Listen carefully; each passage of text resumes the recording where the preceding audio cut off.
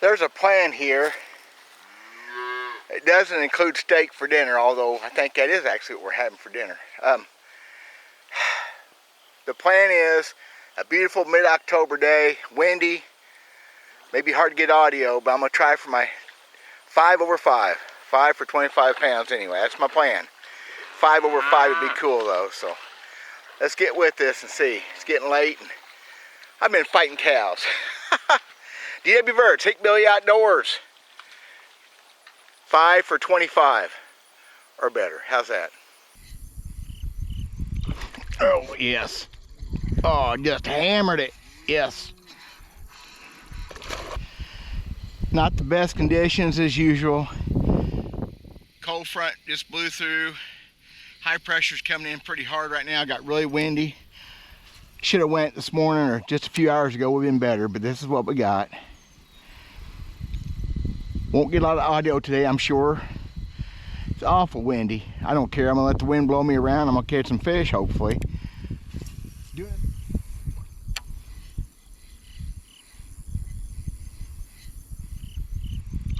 Oh, yes. Oh, just hammered it. Yes. Oh, yeah, there you go. That's what we're talking about right there. Not a big one, but a good start. Fish just come up and waylaid it. Oh, 3 something. Almost come off. Look at that. Fish ate it like it wanted it.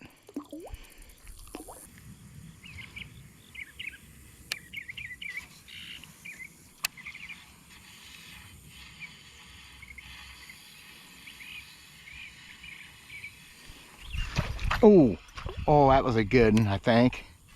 That was a good one. Hard to say. He sure moved a lot of water. I don't have a stinger hook on this thing. I didn't know if I need it. I've got one I can put on it. If I miss another one like that, I probably ought to do it right now, though, is what I ought to do. Yeah, that fish just toasted it. Yeah, I think that was a better fish, but you just don't know. There's one there, though, that is. Maybe. Look at that fish go. I think they're going to bite. What do you think? Look at that. No, not much better. We're looking for 5s and 6s, but we'll take the 3s. That one's better than the first one. That's probably at least 3.5, if not a little bit better. Look at that. That's cool. They're definitely biting. This pond's really down. Them fish just out here roaming around. I'm not even around any cover at all, and it's very shallow up in here. So that was pretty fast and exciting right there.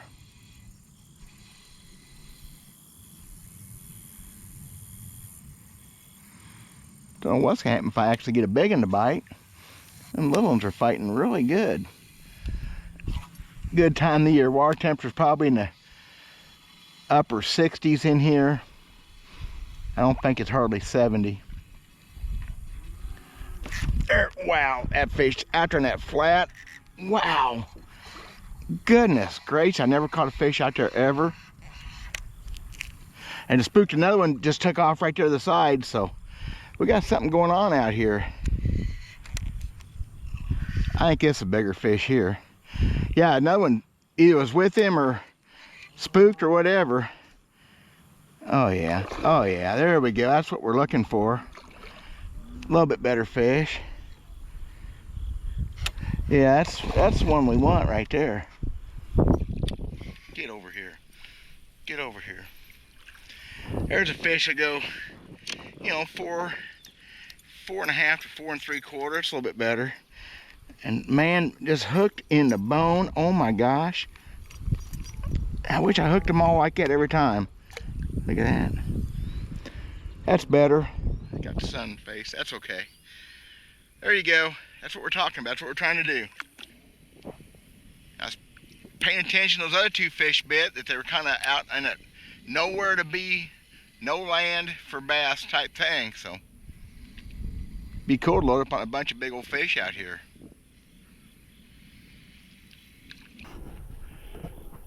There's our buddy the B2. Nice to have him on our side, you know it.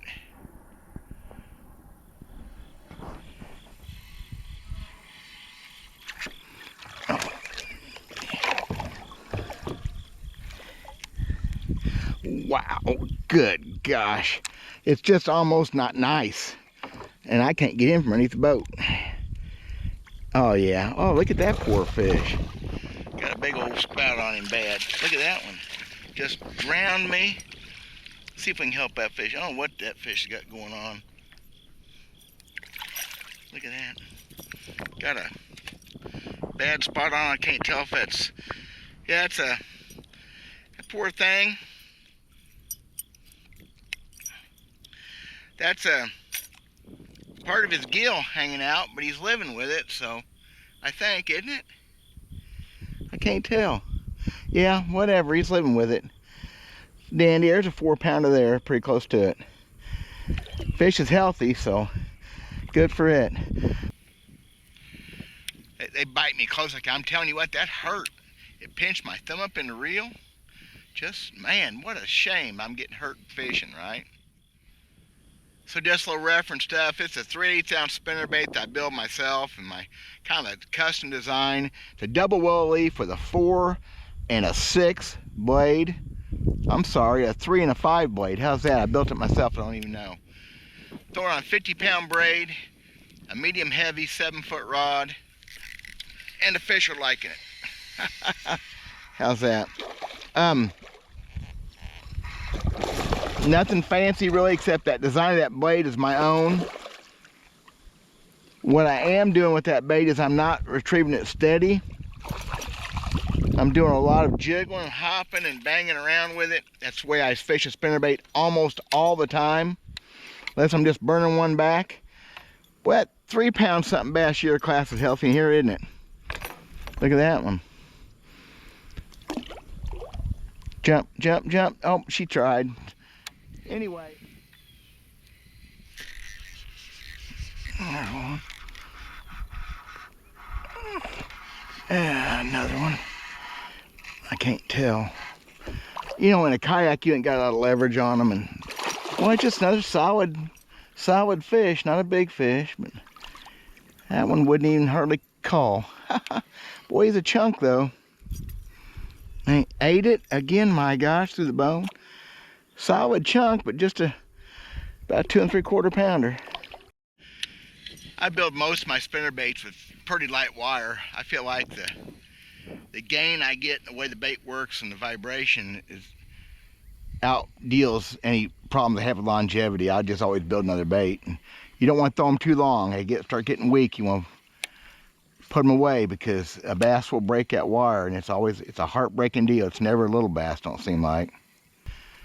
This spinnerbait is a design of my own. It's kind of been done before, but there's nobody making one like it now. It's amazing what it does with the kind of retrieve that I'm giving it, that jiggle retrieve. But I'm not really ready to go into any details on that. I don't have enough people watching my channel that would be interested in it probably. It is a special spinnerbait though. And with what I'm doing, there's a reason, there's some science behind it. And man, have I caught a bunch of big old bass over the years and big trees on this specific bait.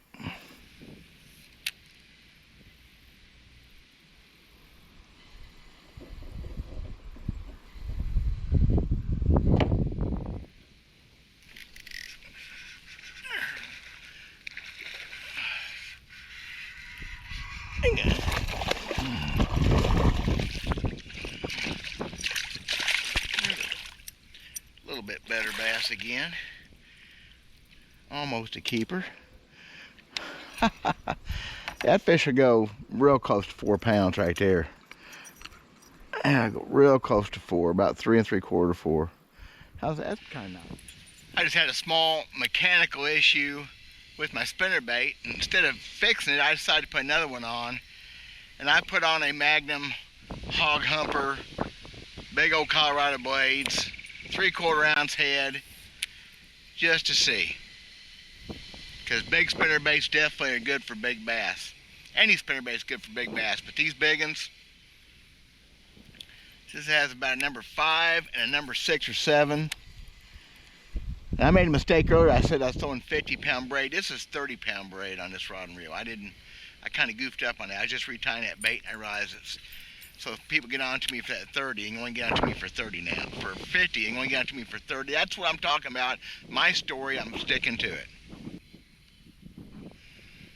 This ain't no water down. Oh, there's bass just took off after something up there, though. So there's no water, but that's where he was at, was in no water.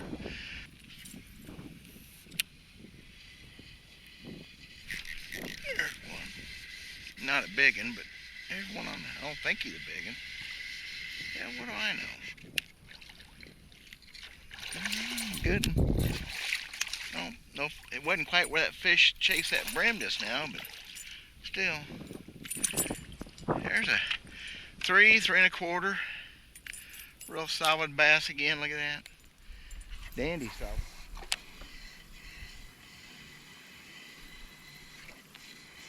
Oh, that fish missed it twice.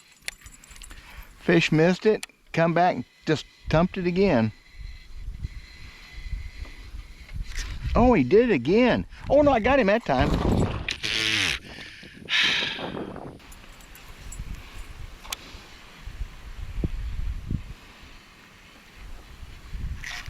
Yeah, they're not getting that big. Oh, that fish pulled my skirt off. Look at that. That's interesting. They're not quite getting that big bait as good. I won't miss for many more bites like that before I'll go back and to my other style spinnerbait, a little smaller bait, because that's just weird. Wind whipping down through here. I see bait fish. It's definitely got some fish down through here. There. You know what? That's one more. One more.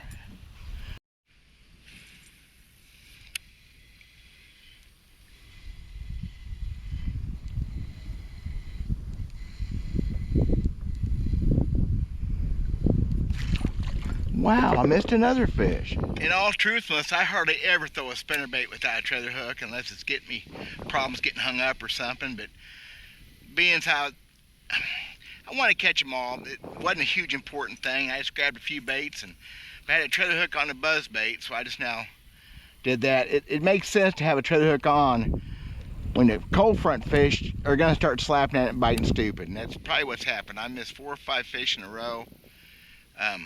At least 4. Well, I'm sure enough a professional YouTube video guy, because I just caught a 4-pounder, didn't have the camera turned on. How's that for just sad?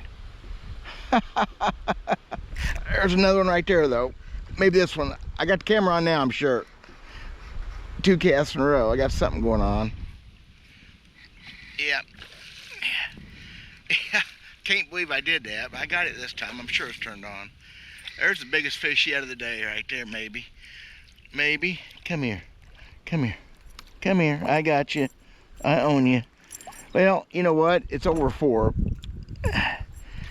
And them last 2 both been hooked great. So, well, actually, the tread hook's one held that one. There's a nice one. That's nice. Fish go over 4, so cool.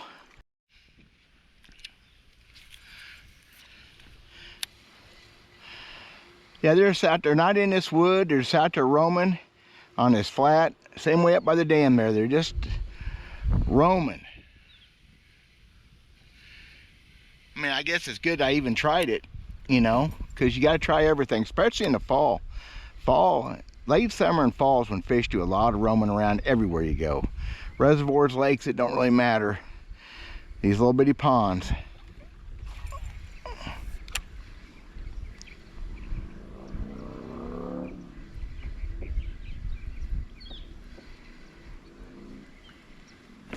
There's one. Oh.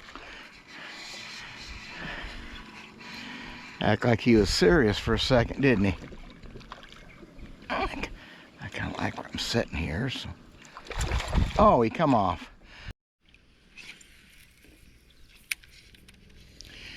Yeah, all this cover behind me and all this brush I'm sitting in, the fish are out there just roaming. It's probably where the food's at.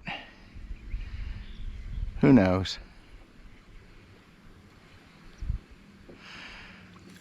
I'm not going to question it. I'm just glad I figured it out a little bit.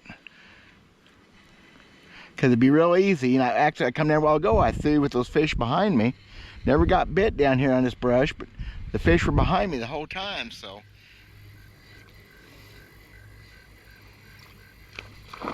Wow. Y'all see that? That camera catch that? 2.5, 3 pound bass just took a run. I don't know what that meant. Right into the sun. How's that for some serious good camera work? I got me a caliper that's gonna help me catch a big one. Watch this. Maybe. Well, look at that look at her stare at that buzzbait.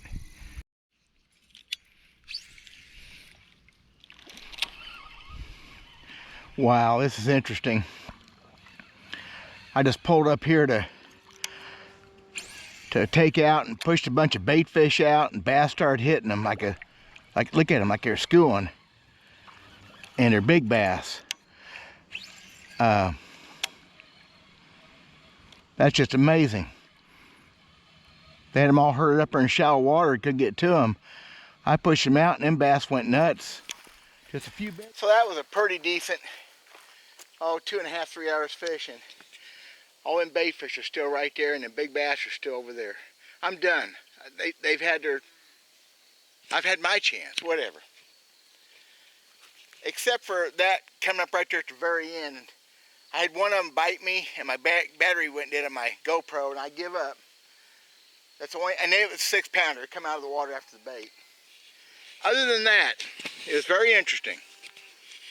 I caught no bass around any of the wood at all. I never caught a bass in the shade. Now, cold front's going through, temperature dropped a bunch.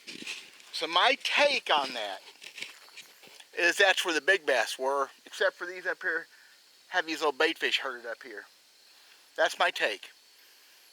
The bigger bass, the 5s, 6s, whatever, are probably in the heavier cover and in the shade, and I was catching fish that wanted to bite because those big ones didn't. If I'd had more time, I may have tried to figure them out, but that's my take on it, because there's definitely 5s and 6s. That one to come after that spinnerbait come halfway out of the water, and my battery died. I give up. It's, you know what? Too much is too much, and that was a lot of fun. I hope y'all like that. Appreciate you watching. God bless.